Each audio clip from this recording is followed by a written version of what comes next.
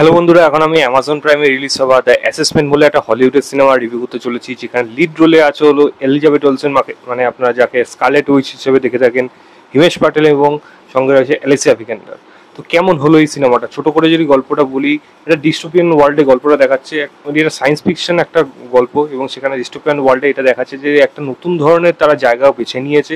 এখনকার দিনের বাবা মারা নিজের স্বেচ্ছায় চাইলে বাচ্চা নিতে পারবে না, তাদের একটা প্রসেসিংয়ের মধ্যে দিয়ে যেতে হবে, যেটাকে নাম দেওয়া হয় অ্যাসেসমেন্ট। মানে তাদের বাড়িতে একজন এদের মানে যেই যারা কন্ট্রোলটা করছে, গভর্নমেন্ট হোক যারাই থাকবে, তাদের থেকে একজন যাবে বাড়িতে গিয়ে তাদের হয়ে বেশ কয়েকদিন 7 দিন কাটাবে, এবং সে পরীক্ষা করবে যে এরা এক একটা স্টেপ নেওয়ার পর বাবা মা হিসেবে এরা সক্ষম হবে কিনা। কারণ এখনকার দিনে আর আগের মতো যখন ইচ্ছা বাচ্চা হয়ে যাচ্ছে এবং পপুলেশন গ্যাদার হয়ে বেড়ে যাচ্ছে, সেই প্রবলেমটা তারা ফেস করতে চাইছে না। তো অ্যালিসিয়া ভিকেন্ডার এই রোলটা প্লে করছে, তাদের বাড়িতে যাচ্ছে এবং সে গিয়ে এদের লাইফে কি নতুন কোনো আলোর দিশা নিয়ে আসছে, মানে তারা কি পজিটিভ রাইস পাচ্ছে, নাকি সেখান থেকে কোনো একটা মানে এমন ঘটনা লুকিয়ে রয়েছে যার মধ্যে কিছু এমন কিছু যা তথ্য জানা যাবে যেটা হয়তো এদের লাইফটা সম্পূর্ণভাবে শেষ করে দিতে পারে। এর থেকে বেশি জানতে হলে আপনাকে অ্যামাজন প্রাইমে গিয়ে এই সিনেমাটা দেখতে হবে। দেখুন, সিনেমাটা 2 ঘন্টা থেকে 1 ঘন্টা 55 মিনিটের মতো সিনেমা, তো আপনি দেখতে পারেন। এবং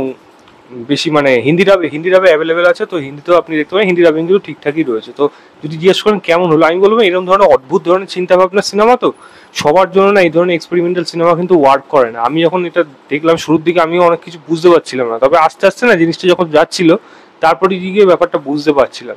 তো তখন গিয়ে একটু ইন্টারেস্ট গেইন করছিল। এবং এরকম ধরনের চট করে তো গল্প যে শোনা যাবে তা তো না, যে এরকম অদ্ভুত ব্যাপার, একটা অদ্ভুত ডিসিশন এবং একটা এরকম বাচ্চা নেওয়ার ব্যাপার, সেইটা এতটা ইম্পর্টেন্ট একটা ফ্যামিলির জন্য, সেখানে তাদের এরকম ধরনের টেস্টের মধ্যে দিয়ে যেতে হচ্ছে বর্তমানকে।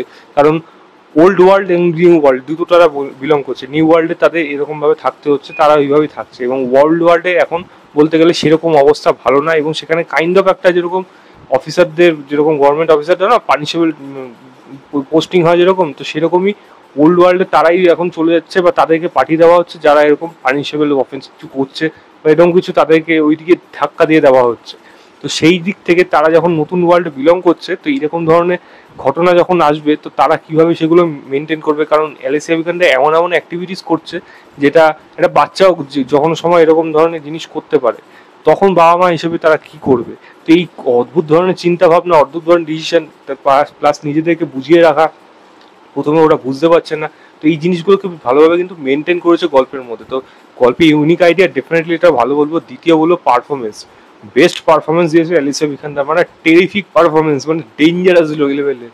মানে ও যা যা করেছে না, ওর হাঁটা চলা অ্যাক্টিভিটিস, মানে মানে অসম্ভব। মানে এই মুভিটা না, যে অনেক অনেক এরকম অভিনয় করে, এরকম অদ্ভুত অদ্ভুত পাঠ করে দেয়, মানে আমার সবথেকে বেস্ট পারফরমেন্স অ্যালিসিয়া ভিকান্ডার লেগেছে। ফাটি অভিনয় করেছে এই রোলটা, ফাটাফাটি। এবং ইমোশনাল জায়গাটা যেটা লাস্টে গিয়ে সে বলে, সেই জায়গাটাও তার পারফরমেন্স কিন্তু ডেফিনেটলি ভালো ছিল। এলিজাবেথ ওলসেনের পারফরমেন্স ডেফিনেটলি এখানে ভালো, ইমোশনাল পোর্শনে সেও ভালো।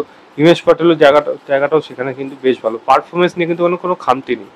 প্রিমিয়াম মানে মানে আমি যদি প্রোডাকশন ভ্যালু কথা বলি, সেটা দেখতে ভালো লাগে।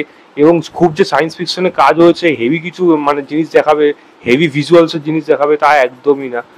সোজা সিম্পল জিনিসের মধ্যে দিয়ে, কম বাজেটের মধ্যে জিনিসটাকে গল্পের মধ্যে দিয়ে শেষ করেছে, যেটা একটা কিন্তু ভালো ডিসিশন, মানে ভালো বুদ্ধিদীপ্ত পদক্ষেপ। এবং ব্যাকগ্রাউন্ড মিউজিকের কিন্তু আমি এখানে প্রশংসা করবো, সেখানে মিউজিক যেরকমভাবে ক্লিক করে সেগুলো কিন্তু ডেফিনেটলি ভালো। এবং এর মধ্যে দিয়ে যে বার্তাটা দিতে চেয়েছে, সেটাও কিন্তু বেশ ভালো। তো প্যারেন্টহুড মানে বাবা মা হয়ে ওঠা কিন্তু খুব একটা বেশি সহজও না।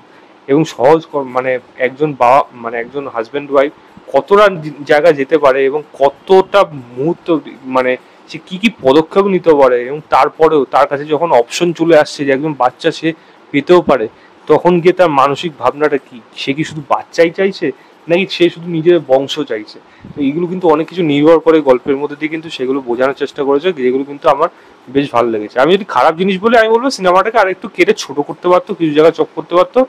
ফার্স্ট ফেসের গল্প এগানোর থেকে ঠিক আছে, ধীরে প্রসুস্থ এগিয়েছে, কিন্তু গল্পের মধ্যে বেশ কিছু জায়গা আছে যেগুলোকে একটু তাড়াতাড়ি করে দেখিয়ে দিলেও কিন্তু এমন কিছু ব্যাপার হতো না। এবং দেখুন, এটা বাচ্চাদের কন্টেন্ট না, তো 18+ কন্টেন্ট, তো সেই বুঝেই আপনারা দেখবেন, বাকিটা আপনাদের ব্যাপার। আমি বলবো একটা ওয়ান টাইম ওয়াচ হিসেবে আপনি এই সিনেমাটাকে দেখতে পারেন। আমার কাছে কিন্তু সিনেমাটাকে আমার কাছে খারাপ লাগেনি, আমি বলবো আমার কাছে একটা অ্যাবভ অ্যাভারেজ একটু গুড সিনেমা। এই দ্য অ্যাসেসমেন্ট বলে সিনেমাটা। চাইলে আপনারা প্রাইমে গিয়ে দেখতে পারেন। তো এই ছিল আমার ওভারঅল রিভিউ। ভিডিওটা ভালো লাগে লাইক শেয়ার, চ্যানেলটাকে অবশ্যই সাবস্ক্রাইব করবেন। বাই।